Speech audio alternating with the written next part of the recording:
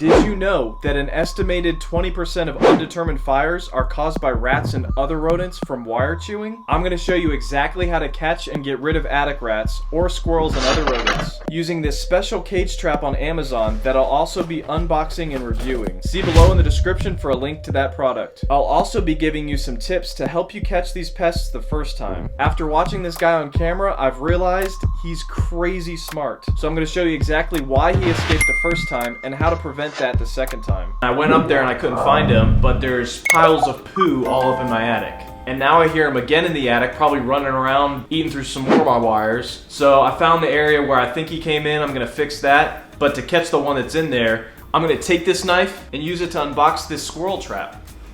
This is the Havahart 745.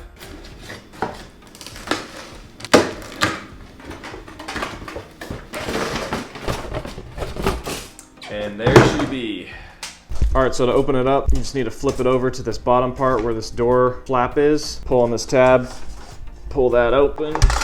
So this right here needs to stay in that position. When these two are no longer touching, moves this in any direction. This flips that way, then that has the ability to move, and then the door comes down. So for the first trap, I used peanut butter and peanuts. I took that up into the attic, placed the trap, and used my Nest indoor camera to record what happened. The rat smelled it and got close, but it wasn't enough to draw him in at first. So I added 2 slices of Colby Jack cheese and some cheese sticks to make it irresistible. This time the rat nervously took the bait, and he was caught. But after 6 hours of ping-ponging back and forth, he actually got out. And here's why. There was some debris that I didn't notice that kept the cage door from slamming completely, so the top latch didn't fully lock, which gave him just enough of a gap to pry the door open, enough to dart out. So for round 2, I made sure that the bottom of the cage was completely clear of debris. I even put the cage opening up against a support beam, so that even if that slim chance the door didn't shut all the way again, that tiny little gap would no longer be enough for him to weasel his way on out again. Round 2. Days later, the rat was a little skeptical returning to the scene of the crime, but carefully he made his way back in. He was so careful, in fact, that he removed his first little piece of cheese in the middle without even tipping the scale and triggering the door. Listen here.